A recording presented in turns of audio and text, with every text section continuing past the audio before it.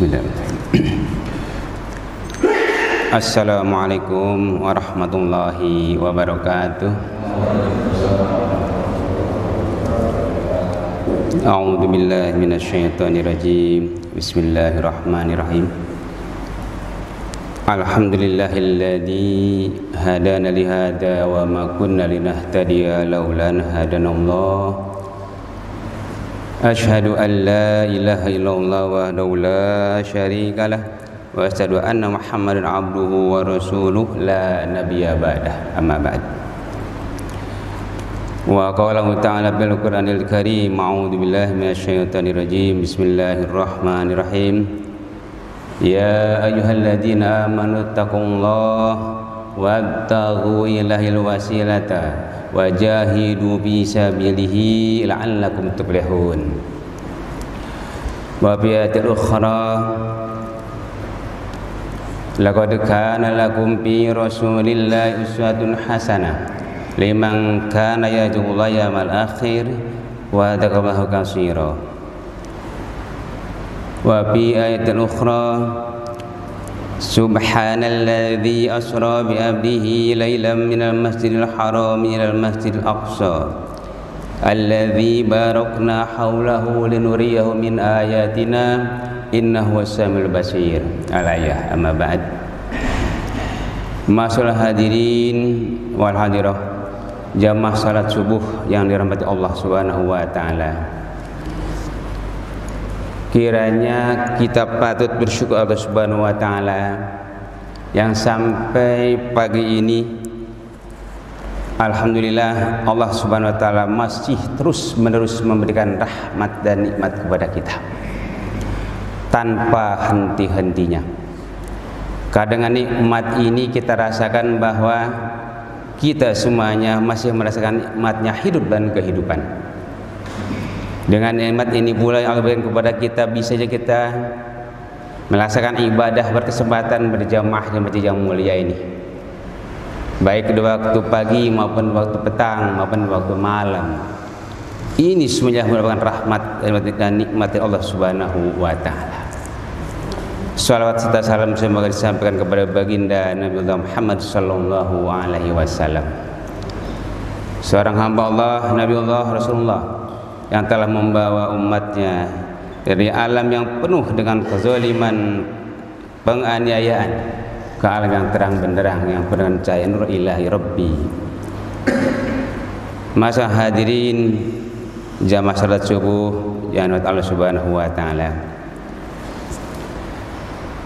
mengawali lanjutan kaji kita pada pagi ini, seperti yang sudah kita sampaikan dan sudah kita kaji pada pertemuan yang sudah lalu, sebulan lamanya kita sudah sampai melanjutkan dakwah ini dalam rangka dengan tema singkat, yaitu perjuangan dakwah Rasulullah di Makkah bagian ke-6.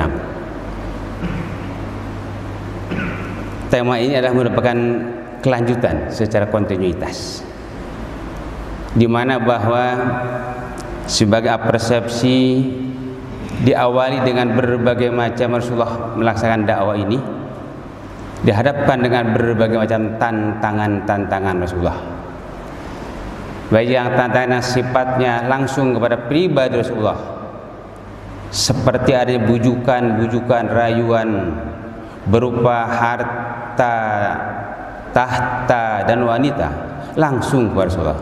Tapi Rasulullah adalah menghadapi dengan amat sangat bijak dan beliau menolaknya. Demikian juga tantangan langsung yang tidak langsung melalui paman Rasulullah, yaitu Abu Thalib, pun juga demikian. Dengan adanya menakuti Rasulullah melalui paman Abu Thalib, pun juga ditolaknya. Seperti hanya Abu Thalib berkata kepada Muhammad, wahai Muhammad, hentikanlah dakwahmu, karena sungguhnya kalau engkau melakukan dakwah ini, maka akan pecahlah keluarga besarku ini. Apa kata Rasulullah? Penolakan yang sangat bijak. Wahai paman yang tercinta, seandainya Allah meletakkan matahari di tangan kananku dan bulan di tangan kiriku, maka aku tidak akan berhenti melaksanakan dakwah ini hingga aku binasa atau aku mendapatkan kemenangan insya Allah Subhanahu wa taala. Itulah tekad bulat Rasulullah dalam melaksanakan dakwah di Makkah pada awal-awal penyampaian ajaran Islam.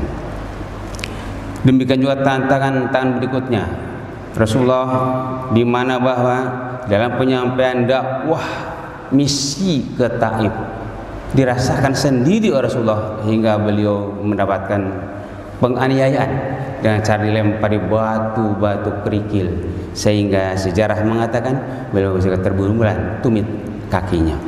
Ini menunjukkan bahwa perjuangan Rasulullah dalam menyampaikan risalah Islamnya tiada henti-hentinya dan penuh dengan kesabaran dan ketabahan. Ini contoh bagi kita dalam satu perjuangan kita tidak mengenal lelah dan juga tidak mengenal putus asa.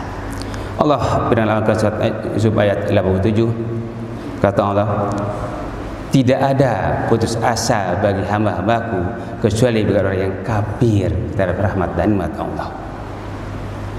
Wala ta'asu min rahmatillah innahu la yasma'u illa bil kafirun. Dengan kata lain bahwa perjuangan Rasulullah tidak mengenal lelah dan tidak mengenal putus asa. Masalah hadirin wa hadirah jamaah rahimakumullah.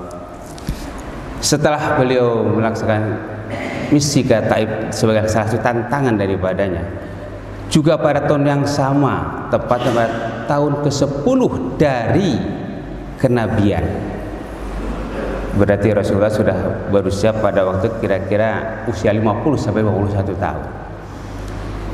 Dan beliau sudah juga 3 tahun lamanya mendapatkan embargo dari kaum kafir Quraisy, di mana embargo sangat menyulitkan kehidupan bagi kaum muslimin. Isi dari embargo itu pertama adalah kaum kafir Quraisy dan tidak boleh mengadakan hubungan komunikasi dengan kaum muslimin. Isi yang kedua, kaum kafir Quraisy tidak boleh mengadakan hubungan niaga atau perdagangan dengan kaum muslimin. Dan yang ketiga, kaum kafir Quraisy tidak boleh mengadakan hubungan pernikahan atau dinikahi oleh kaum muslimin. Ini semuanya adalah merupakan satu pemboikotan atau embargo sangat menyulitkan hidup dan kehidupan kaum muslim pada waktu itu. Sehingga sejarah mengatakan kaum muslim pada waktu hingga mencapai makanan dengan dedaunan yang ada 3 tahun lamanya, dan berakhir pemboikotan ini dengan dimakannya papan pengumuman atau al-mu'allaqat bil Ka'bah, papan pengumuman yang ada di Ka'bah dimakan rayap. Itulah salah satu tanda berakhirnya pemboikotan pada waktu itu. Di akhir tahun ke-10 ini kemudian Rasulullah juga mendapatkan satu tantangan jiwa secara psikologis. Beliau adalah ditinggal wafat oleh istri tercinta, yaitu Khadijatul Kubra. Kita mengetahui bahwa Khadijatul Kubra sebagai istri adalah seorang istri yang salihah. Ia telah mengorbankan pikiran, mengorbankan jiwa, raga, dan harta dalam rangka apa? Memenuhi, mendukung berkeberhasilan dakwah Rasulullah. Tiba-tiba pada waktu tahun yang sama, tahun ke-10 kenabian, beliau wafat. Ini satu hal yang sangat memukul hati dan memukul pikir Rasulullah, karena backing daripada Rasulullah dalam hal biaya, dana untuk kepentingan dakwah sudah tiada. Kemudian tidak lama kemudian Rasulullah ditinggal wafat oleh pamanda yang tercinta, yaitu Abu Thalib. Beliau pun adalah sebagai satu backing dalam dakwah Rasulullah untuk keberhasilan dakwah Rasulullah dalam rangka keamanan dan ketertiban dari lingkungan masyarakat Quraisy waktu itu. Abu Thalib wafat, Rasulullah tambah prihatin, sehingga menjadi tantangan jiwa dan psikologis Rasulullah dalam melanjutkan keberhasilan dakwahnya. Sehingga pada tahun itu dalam sejarah disebutkan adalah sebagai Amul Huzni atau tahun keprihatinan, tahun kesedihan yang dialami oleh Rasulullah Sallallahu Alaihi Wasallam. Masalah hadirin jamaah salat subuh yang Allah Subhanahu wa taala. Inilah sebuah persepsi kita, mengingat-ingat kaji kita sudah kita lalui. Lalu pada hari ini kita masukin kepada kita di mana pada tahun yang sama, yaitu pada tahun ke-10 dari kenabian, Rasulullah dihibur oleh Allah Subhanahu wa taala.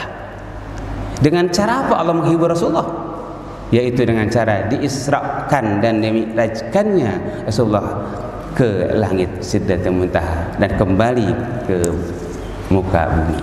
Ini adalah salah satu penghibur Allah Subhanahu wa taala, karena beliau sudah ditimpa berbagai macam tantangan, ditimpa berbagai macam kesedihan, musibah, halang memerintang. Allah menghiburnya sebagai rasa kasih sayang Allah kepada hambanya, yaitu dengan cara diisrakan dan dimi'rajkannya Rasulullah Muhammad sallallahu alaihi wasallam. Inilah tema pada pagi yang berbahagia ini. Masalah hadirin rahimakumullah.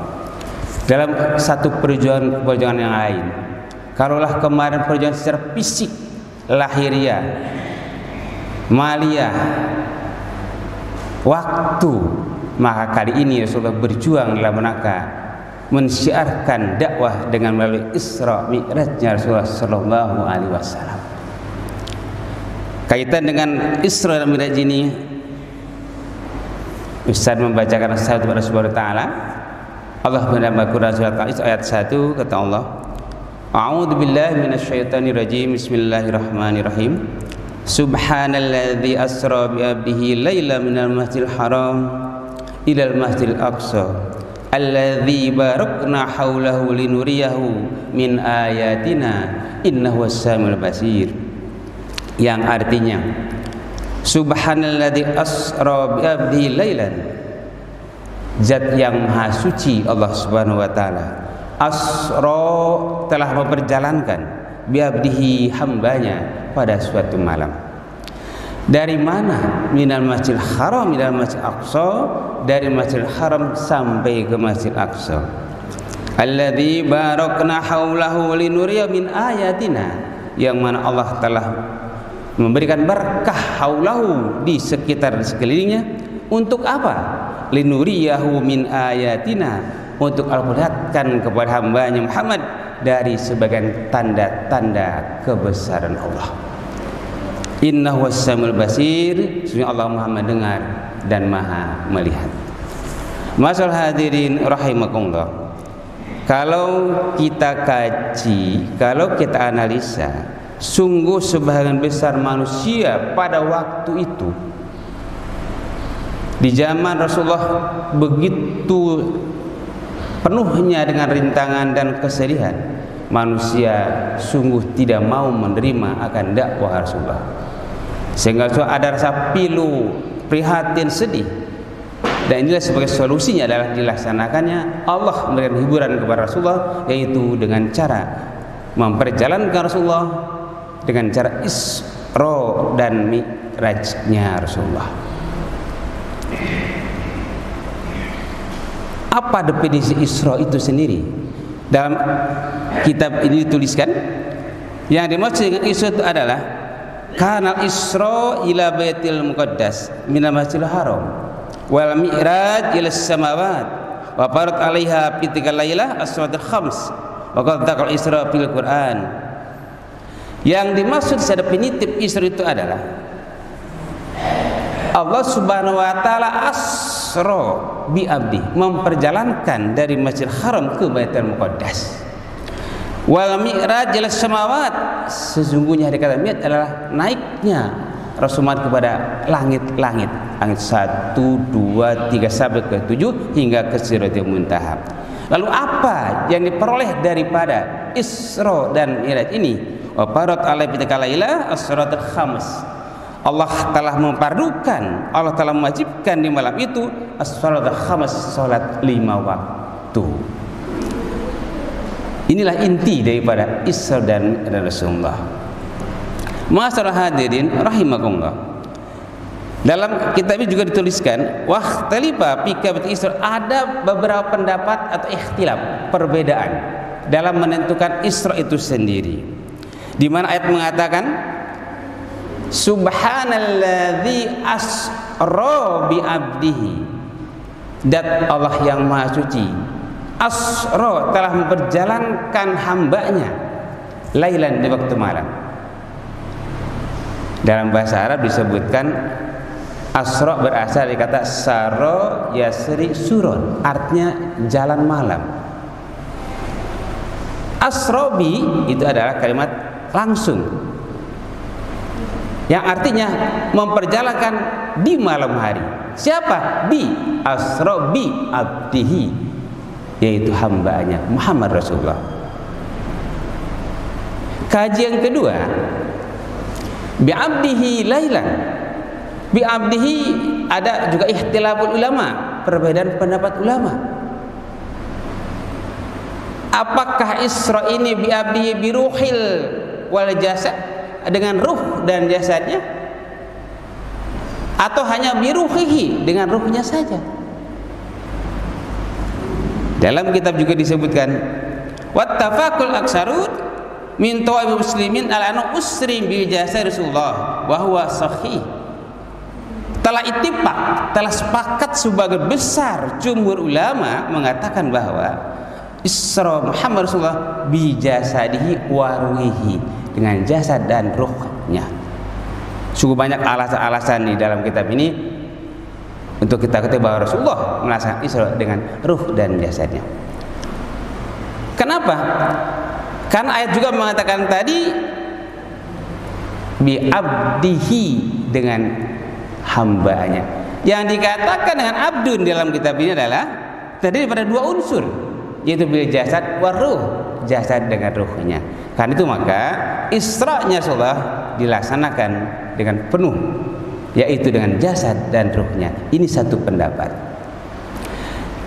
Kemudian pendapat yang kedua disampaikan oleh Siti Aisyah radhiyallahu anha, wa an Aisyah radhiyallahu anha anha qalat wa law ma faqad jasad Rasulullah. Kata Siti Aisyah, wallahi demi Allah, kami tidak pernah kehilangan jasad Rasulullah ketika bersama minum pada tidurnya.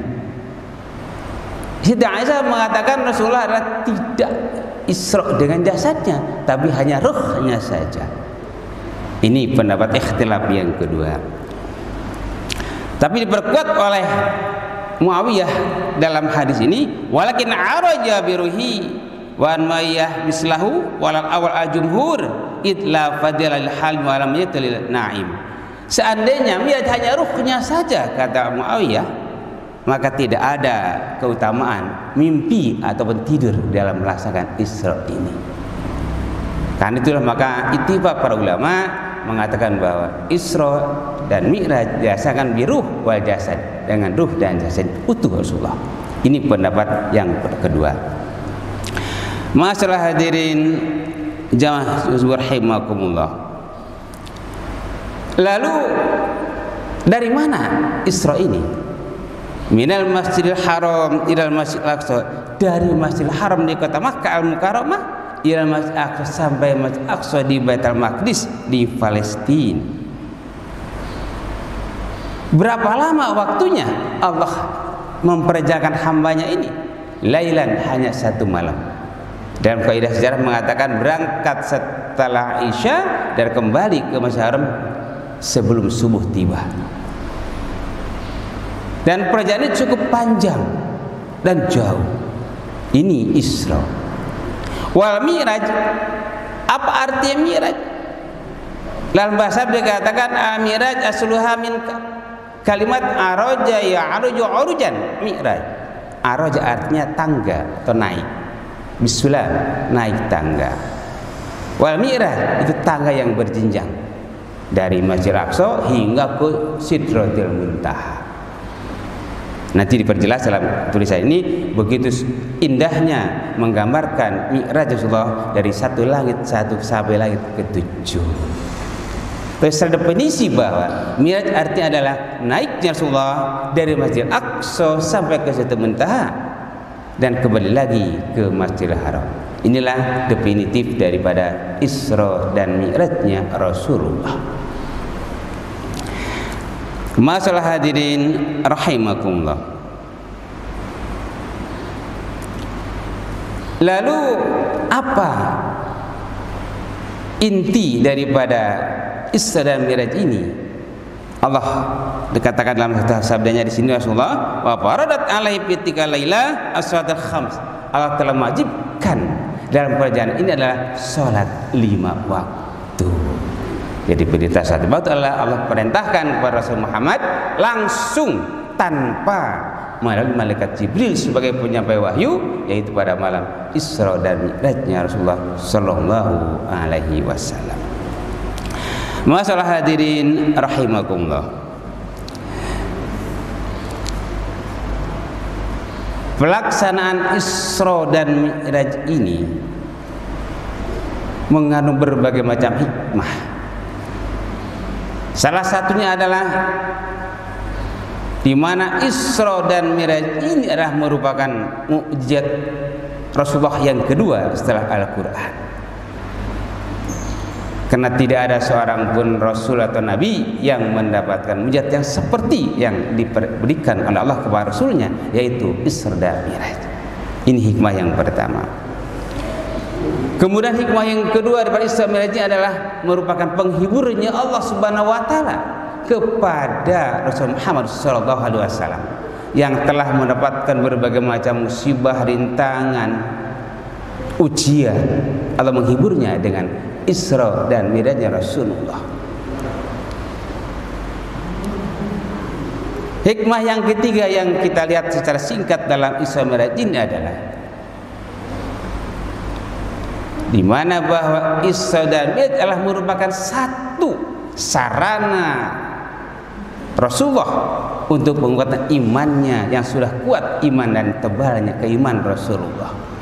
Sehingga dengan Isra Mi'raj ini Rasulullah akan bertambah yakin benar dengan keimanannya dalam rangka menyampaikan syiar dakwah Rasulullah. Itu hikmah yang ketiga. Dan yang terakhir, hikmah dari Isra Mi'raj adalah di mana perintah yang Rasulullah terima dari Allah sebagai konsepsi dari Isra Mi'rajnya adalah mendapatkan perintah salat 5 waktu. Seluruh wahyu Allah, baik yang menyebut ibadah mahdhah maupun yang menyebut ghairu mahdhah, semuanya Allah sampaikan kepada Rasulnya Muhammad melalui malaikat Jibril sebagai tugas penyampai wahyu. Tapi satu-satunya ibadah yang Allah langsung sampaikan kepada Muhammad Rasulullah, itulah melaksanakan ibadah salat 5 waktu. Kalau kita lihat daripada kronologis diturunkannya perintah salat ini sungguh amat luar biasa dan sangat istimewa dibanding dengan ibadah-ibadah yang lain. Ini salah satu kaji kita di dalam rangka betapa pentingnya ibadah salat kita dalam penerimaannya ketika Rasul melaksanakan ibadah Isra dan Mi'rajnya Rasulullah sallallahu alaihi wasallam. Nah, ini inti daripada Isra dan Mi'rajnya Rasulullah. Masalah hadirin rahimakumullah.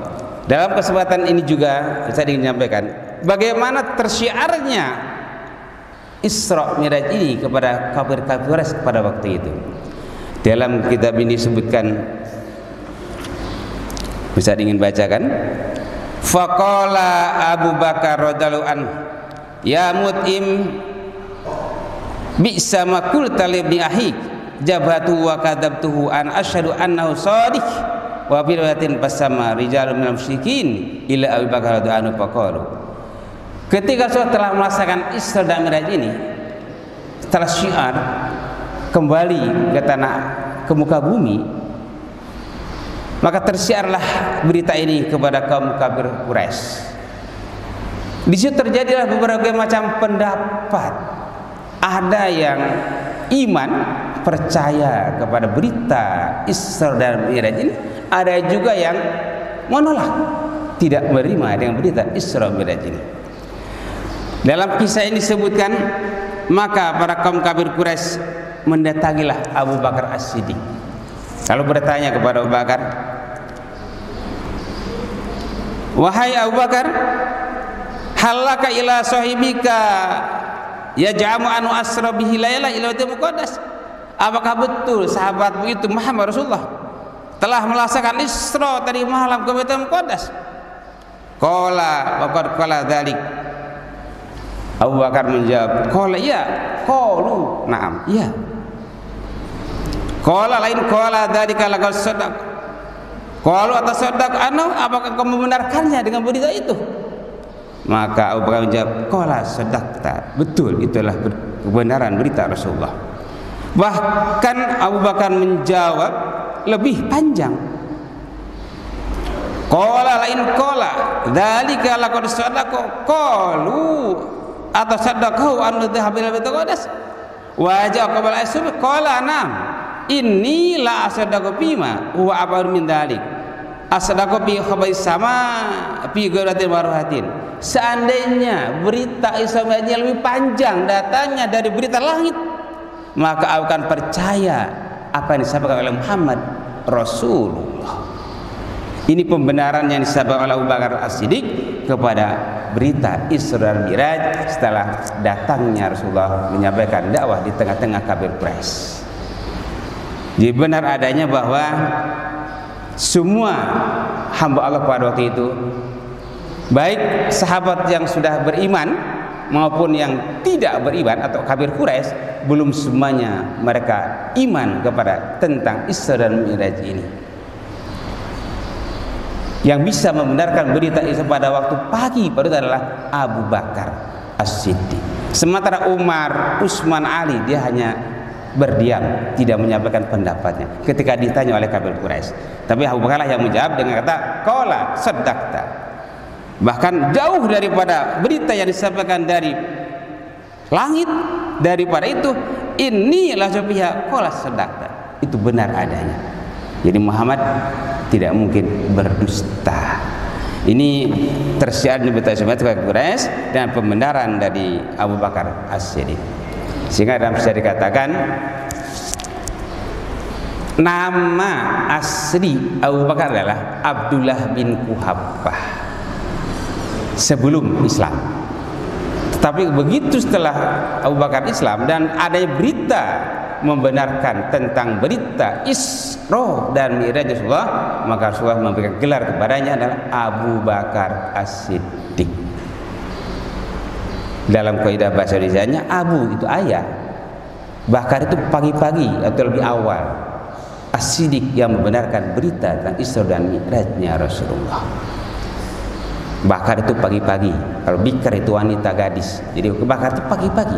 Ya Rasulullah, jadi Abu Bakar adalah orang yang pertama sahabat yang sudah beriman yang benarkan adanya berita Isra dan Mi'rajnya Rasulullah sallallahu alaihi wasallam. Sehingga Rasulullah memberikan gelar kepadanya adalah Abu Bakar As-Siddiq.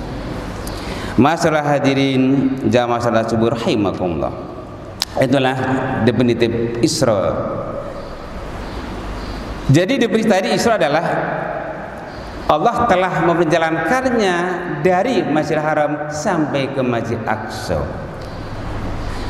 Kemudian yang kedua, wal Mi'raj. Dalam kitab ini dituliskan Mi'raj artinya naiknya Rasulullah dari Masjidil Aqsa sampai ke Sidratil Muntaha. Kalau saya ingin menggambarkan dengan singkat betapa indahnya Mi'raj Rasulullah dari satu langit ke langit berikutnya. Di mana di sini disebutkan dalam tulisannya Rasulullah melaksanakan Isra dan Mi'raj ini adalah menggunakan satu binatang yang namanya buraq dalam hamba Allah. Buraq ini disebutkan dalam tulisan ini suma'ata itu bidah biduna bigol wa bakal himat abyad. Buraq itu adalah merupakan satu makhluk Allah, binatang tunggangannya Rasulullah ketika sedang Isra dan Mi'raj yang besarnya adalah lebih besar daripada himar atau keledai dan lebih kecil daripada bigol. Oh, saya juga nggak tahu bigol itu seperti apa ya, karena nggak sejaman. Aku sekarang sudah nggak ada ya, tapi kalau keledai masih ada. Tapi seperti itulah gambarannya buraq sebagai tunggangan Rasulullah dalam rangka melaksanakan Isra dan Mi'raj ini. Sifatnya buraq juga disebutkan di sini. Qala Arawi wa huwa al-buraq yadha khutwa inda aqsa tarbi. Binatang buraq ini sebagai tunggangan Rasulullah adalah ketika melangkah, menempatkan langkahnya adalah hingga ujung pandangannya. Jadi begitu mana itulah langkahnya buruk. Betapa cepat dan jauhnya binatang tersebut. Inilah memang kekuasaannya Allah.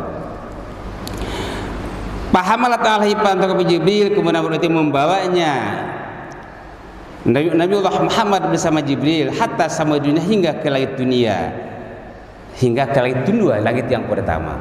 Lalu apa dalam tulisan ini disebutkan? Pastaftaha fakila man hada. Dari langit yang pertama ini indahnya apa? Satu dialog ketika Rasulullah sedang melakukan Mi'raj dari Masjid Aqsa hingga ke langit dunia hingga langit kedua ketika selanjutnya.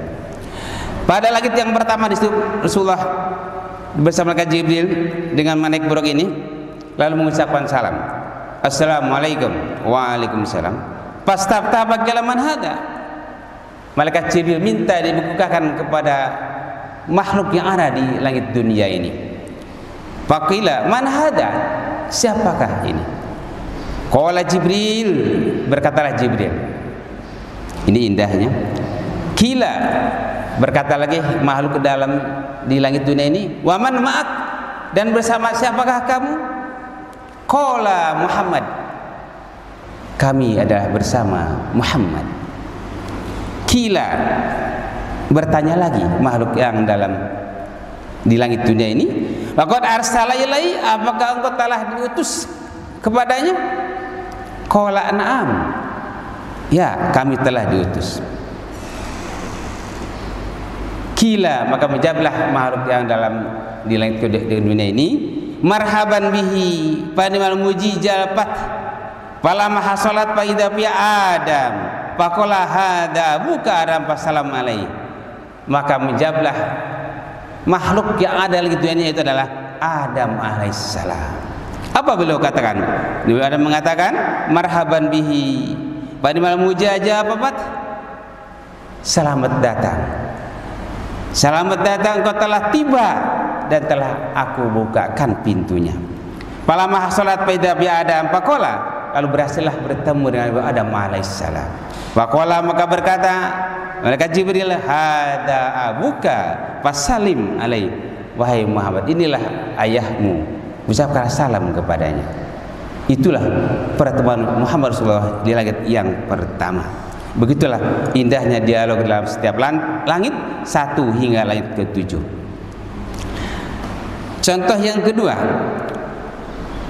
summa su'ada bil samai saniyah, kemudian Rasulullah bersama malaikat Jibril naik ke langit yang kedua.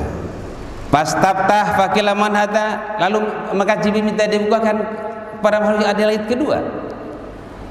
Fakila man hada, lalu berkata man hada, siapakah ini? Lalu qala Jibril, Jibril menjawab, aku adalah Jibril. Kila, bertanya lagi makhluk ada langit yang kedua, man maka, bersama siapakah kamu wahai Jibril? Qala, menjawab Jibril, Muhammad Rasulullah, bersama Muhammad Rasulullah. Faqad arsala, apakah engkau telah diutus kepadanya? Qala na'am, Jibril jawab na'am, iya. Faqala marhaban banimal mujizat, jawab Fatihah qala hasarat ida Yahya wa Isa, maka dibukanlah pintu langit yang kedua ini dan berhasillah bertemu dengan Isa dan Yahya alaihissalam. Begitulah indahnya apa perjalanan Mi'raj Rasulullah dari langit pertama hingga langit yang ke-7. Di langit yang pertama beliau bertemu dengan Nabi Adam alaihissalam. Di langit yang kedua bertemu dengan Yahya dan Isa alaihissalam. Kemudian di langit yang ketiga Rasulullah bertemu dengan Nabi Yusuf alaihissalam. Dan di langit yang keempat beliau bertemu dengan Nabi Idris alaihissalam. Dan langit yang kelima beliau bertemu dengan Nabiullah Harun alaihissalam. Dan yang keenam Rasulullah bertemu dengan Nabi Musa alaihissalam. Dan langit yang ketujuh beliau bertemu dengan Nabi Ibrahim alaihissalam. Ini singkat perjalanan Mi'rajnya Rasulullah dari 1 langit ke langit kedua, ke-3 hingga langit yang ke-7. Bisa tidak bacakan semuanya. Masalah hadirin jamaah salat subuh yang Allah Subhanahu wa taala. Lalu bagaimana Mi'raj Rasulullah setelah sampai ke langit ke-7 ini?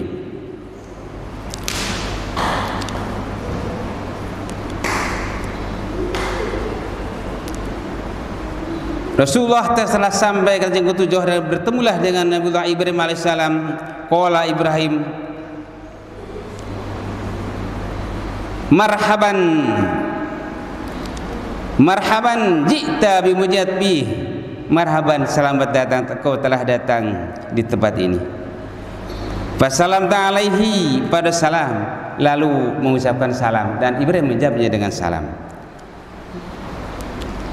Faqala marhaban bi soleh wa nabi soleh, selamat datang anak yang soleh dan nabi yang soleh. Begitulah berbagai macam pujian-pujian dan doa yang baik yang disampaikan oleh para Rasulullah dari mulai langit pertama hingga langit yang ke-7 yang disampaikan kepada Muhammad sallallahu alaihi wasallam.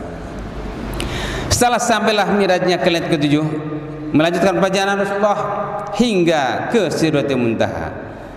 Summa rapat ila Sidratul Muntaha fa idza nabqam saqal hijar. Qala Sidratul Muntaha wa idza wa anhar nahrani dhahirani wa nahrani batinani. Kemudian Rasulullah setelah sampai ke langit ke-7 melanjutkan naik ke Sidratul Muntaha, dan di Sidratul Muntaha inilah Rasulullah mendapatkan satu perintah yang amat sangat mulia, yaitu perintah salat 5 waktu. Di Sidratul Muntaha ini juga kemudian Rasulullah bertemu dengan para malaikat-malaikat, di mana di situ ada satu tempat yang bernama Summa Ra'il Baitul Ma'mur, ada disebut dengan tempat namanya Baitul Ma'mur, itu di atas Sidratul Muntaha. Fa idza wayadulu kula yaumin sabuna malak, nama tempat Baitul Ma'mur adalah setiap harinya masuk 70.000 malaikat di Baitul Ma'mur. Suma'atu binain min khamrin wa min laban. Kemudian para malaikat itu membawakan minuman, yaitu min khamrin, satu bejana dari atau satu tempat min khamrin dari khamar, wa inain, dan satu lagi dalam satu tempat bejana min labanin dari susu. Lalu bagaimana sikap Rasulullah di Baitul Ma'mur ini? Fakhadha al-laban faqala ya al-fitra allati anta 'alaiha wa ummatika.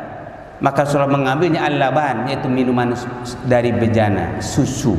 Itu minuman susu yang di tempat di bejana. Lalu malaikat berkata, faqala ya al-fitratu allati anta 'alaiha wa ummat, itulah minuman sesuai dengan fitrahmu ya Muhammad, wa ummatika, dan fitrah umatmu ya Muhammad. Kalau kita lihat, seandainya Rasulullah mengambilkan waktu itu adalah minuman khamar, maka itu tidak sesuai fitrahnya umat Muhammad. Tapi Muhammad Rasulullah ketika itu mengambilnya satu minuman, yaitu al-laban, susu, yang sesuai dengan fitrahnya Muhammad sebagai hamba Allah dan juga sebagai umatnya Muhammad dan sebagai kepada umatnya Muhammad. Masalah hadirin rahimakumullah. Di sinilah Allah mengatakan summa faradta 'ala salati khamsina salatan. Allah memfardukan kepada Muhammad ini khamsina salatan, 50 salat, kullu yaumin, setiap hari, walatina, setiap malam. Farajatu wa warta Musa faqala, lalu kembalilah dan berjalan sampai kepada Musa alaihissalam. Dalam perjalanan Mi'raj Rasulullah dari Sidratul Muntaha itu beliau sampai 9 kali pergi pulang menuju Allah sampai ke Nabi Musa alaihissalam di langit yang ke-6. Kenapa Nabi Musa alaihissalam menyuruhnya untuk kembali kepada Allah Subhanahu wa taala? Nabiullah Musa berkata, faqala in ummatuka la tastati' khamsa salawatin kulla yaumin. Sesungguhnya umatmu wahai Muhammad tidak akan sanggup melaksanakan salat 5 waktu sehari semalam. Ini sudah pergi bulan terakhir, sampai minta diperingan lagi. Maka Rasulullah menjawab dalam perjalanan terakhir ini, Qultu wa sa'altu rabbi hatta astaitu walakin aratu aslim. Qala fama jadu nadi munadi. Wahai Musa, aku ini sudah merasa malu dengan Allah Subhanahu wa taala. Walakin aku telah merasa ridho dan aslim, aku terasa pasrah dan menerima. Maka sesungguhnya 5 waktu ini adalah merupakan kepastian dan ketentuan dari Allah Subhanahu wa taala. Dalam hadis lain disebutkan di mana Rasulullah telah bersabda, Ustaz ingin bacakan, wa qala an-nabiy sallallahu alaihi wasallam, faradallahu ala ummati lailatal isra khamsina salatan. Rasulullah telah bersabda, Allah SWT telah mewajibkan salat ini kepada umatku, lailatul isra khamsina salatan, 50 kali salat. Balam ajal urajihu was'aluhu at-tahbib. Maka saya senantiasa kembali ke hadirat Allah Subhanahu wa taala sampai 9 kali. Was'alu at-tahbib, dan aku memintanya untuk keringanan-keringanan daripada salat ini. Hatta ja'ala khamsan fi kulli yaumin, sehingga Allah menjadikannya 50 waktu, khamsan menjadi 5 waktu. Fi kulli yaumin wa lailatin, dalam setiap sehari dan semalam. Masa hadirin rahimakumullah, ini menunjukkan bahwa begitu indahnya perjalanan Mi'raj Rasulullah dari Masjid Aqsa hingga Sidratul Muntaha, dan kembali lagi hanya satu hasil yang didapatkan adalah perintah salat 5 waktu. Inilah sangat istimewanya wahyu Allah dalam rangka beribadah saat ini, berbeda dengan wahyu Allah dalam perintah-perintah ibadah-ibadah yang lain. Sehingga Allah SWT mewajibkan salat waktu ini dalam kondisi yang amat dan sangat luar biasa. Di waktu Isra dan waktu Mi'raj Rasulullah, yang tidak pernah kesempatan ini diberikan kepada Nabiullah dan Rasulullah sebelum Muhammad Rasulullah. Karena itu maka tadi disampaikan bahwa disrokan dan dimi'rajkan Rasulullah SAW adalah merupakan satu mukjizat bagi Rasulullah yang kedua setelah Al-Qur'an. Masyaallah hadirin jamaah salat subuh rahimakumullah. Sekilas tentang perintah salat ini, betapa pentingnya. Di sini ada beberapa alasan yang dapat Ustaz sampaikan. Pertama adalah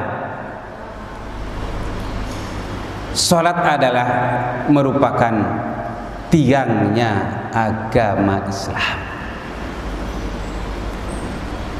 Ini disebutkan dalam hadis Rasulullah telah bersabda, qala Rasulullah sallallahu alaihi wasallam, as-salatu imaduddin. Salat itu adalah tiangnya agama. Paman aqamaha faqad aqamadin. Dan siapa yang mendirikan salat, ia sedang mendirikan agama. Wa man tarakaha faqad hadamadin, dan siapa yang meninggalkan salat, ia sedang menghancurkan agama. Ini alasan yang pertama begitu pentingnya salat. Karena tadi salat terima langsung dari Allah kepada Rasul Muhammad sallallahu alaihi wasallam tanpa melalui malaikat Jibril. Ini alasan yang pertama. Alasan yang kedua betapa istimewa salat ini, Rasulullah telah bersabda dalam hadis berikutnya, wa qala Nabi sallallahu alaihi wasallam, la imana liman la amanata lahu, wala salata liman la tahura lahu, wala dina liman la salata lahu, wa maurid salah minad din karoksi alal jasadi. Muttafaqun alaih. Kata Rasulullah, tidak ada iman bagi seseorang yang tidak bisa diberikan amanah atau kepercayaan. Wala tahura lahu, dan tidak ada wala sholata la tahura, tidak ada salat jika ia tidak bersuci atau berwudu terlebih dahulu. Wala dina liman la salata, tidak ada agama ini. Tidak ada agama bagi orang tidak melaksanakan sholat. Kata Rasulullah, "Amadus sholah mi'aros, amadus sholah pinadin karoksi ala jasad." Sesungguhnya sholat, kedudukan sholat dalam agama itu laksana kepala pada jasad kita. Begitu pentingnya ibadah sholat. Karena itu maka istimewanya sholat adalah berbeda dengan ibadah-ibadah yang lain. Alasan yang ketiga, begitu pentingnya ibadah sholat, Rasulullah telah bersabda, wa qala Nabi sallallahu alaihi wasallam, al farqu bainal kafir wal muslim tarakus shalah. Rasulullah telah bersabda, perbedaan antara orang yang kafir dengan orang muslim tarakus shalah, meninggalkan sholat. Karena itu banyak istilah kita sekarang ini, banyak orang Islam yang suka meninggalkan sholat. Na'udzubillah wa na'udzubillah. Karena itu maka kewajiban kita selaku orang tua tentu kepada anak dan cucu kita adalah membiasakannya anak cucu kita untuk bisa belajar sholat, baik di rumah maupun di masjid. Apa tujuannya? Karena sholat telah diperintahkan sejak usia 7 tahun. Nabi bersabda, murus sobi inda sabi sinin. Perintahkanlah sholat sejak usia 7 tahun. Wa idza asara absinin fadribu alaiha. Jika usia 10 tahun belum mau melaksanakan sholat, hendaklah engkau memberikan pendidikan dengan cara memukulnya. Tentu ya mukul dengan mendidik dengan cara lisan, tapi tidak menyakitkan kepada anak-anak kita. Itu dalam rangka apa? Saking pentingnya membiasakan sholat sejak dini, sejak usia kecil hingga usia 7 tahun. Begitu usia masuk balik, ia sudah terbiasa melaksanakan ibadah sholat, baik di rumah dan juga baik di masjid. Wanita tentu saja di rumah belajarnya, dan untuk anak laki-laki belajarnya di masjid. Ini penting untuk kita sebagai orang tua, untuk membiasakan anak-anak kita membiasakan melaksanakan ibadah sholat 5 waktu. Kemudian alasan yang keempat, begitu pentingnya ibadah sholat yang diterapkan Nabi Rasul ketika Isra Mi'raj, yaitu Rasul telah bersabda, wa qala Nabi sallallahu alaihi wasallam, awwalu ma yuhasabu bil abdu yaumal qiyamah as-shalah.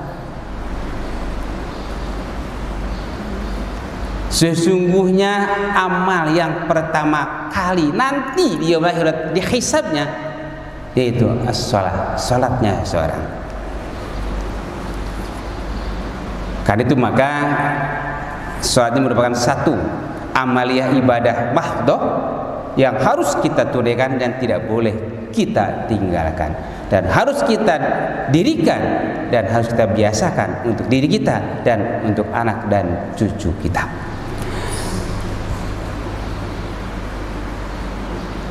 Kemudian alasan yang kelima, kenapa sholat dipentingkan? Karena sholat adalah merupakan alat untuk mengukur imannya seseorang. Istilah kita sebagai barometer iman dan Islamnya seorang karena melaksanakan ibadah sholat.